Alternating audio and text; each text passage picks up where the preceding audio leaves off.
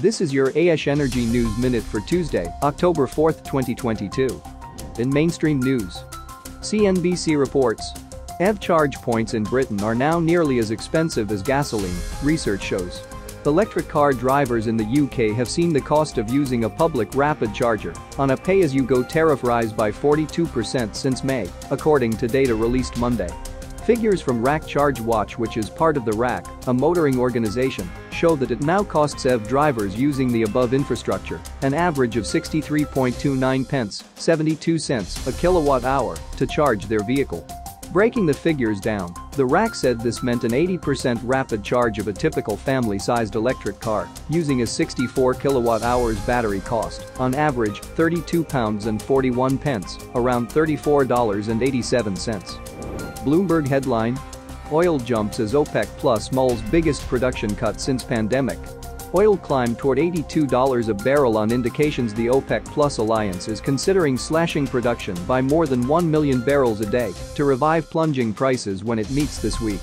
A reduction of that magnitude would be the biggest since the pandemic, although OPEC Plus delegates said a final decision on the size of the cuts won't be made until ministers gather in Vienna on Wednesday. West Texas Intermediate rose more than 2%, putting prices on track for the first gain in 3 sessions.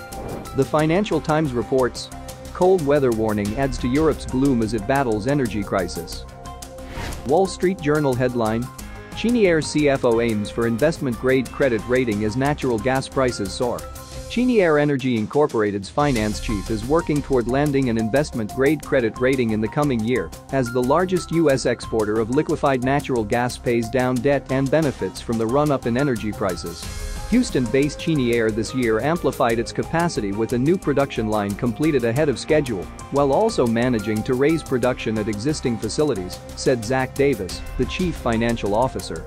That allowed the company, which typically sells under contracts, to sell into the spot market in Europe, where prices have surged this year following Russia's invasion of Ukraine. Forbes headline: Did Europe move to renewables too fast or too slow, or just right? There's a popular narrative circulating, particularly around the fossil fuel and nuclear industries, that Europe is facing an energy crisis because it moved to renewables too fast. A keynote speaker circled the idea last week at the Baker Institute's annual Energy Summit in Houston. The economist Robert Kaplan, former president of the Federal Reserve Bank of Dallas, cited the soaring cost of energy amid a slew of economic headwinds, including the aging population, slowing workforce growth, high government debt, and a reversal of globalization that makes it harder to source rare metals and semiconductors. BBC reports Liz Truss defends tax cuts and energy costs help in mini-budget. The Prime Minister has said her government needs to continue to deliver economic growth, jobs and opportunities. Liz Truss said people should consider what situation the country would have been in without the actions that have been taken, such as pubs going out of business. And she said there are plenty of areas where there was scope for further government efficiencies. EnergyLiveNews.com reports Northumberland Estates given green light for battery storage site. Northumberland Estates has secured planning permission for a battery energy storage system (BESS) site in North Tyneside. The 3.4-acre site on Venus Park within the Tyne Tunnel Trading Estate has the potential to store 50 MW of renewable energy. It is the company's first renewables development to be awarded planning permission and supports the government's 2050 net zero commitment, as well as North Tyneside Council's Climate Emergency Action Plan. PowerGrid.com reports EV charging companies are joining the Opinid Alliance. On September 20, the Opinid Alliance announced it has seen significant global market adoption of the Opinid standard for use in managing electric vehicle supply equipment (EVs) (ACA) chargers in electric grids.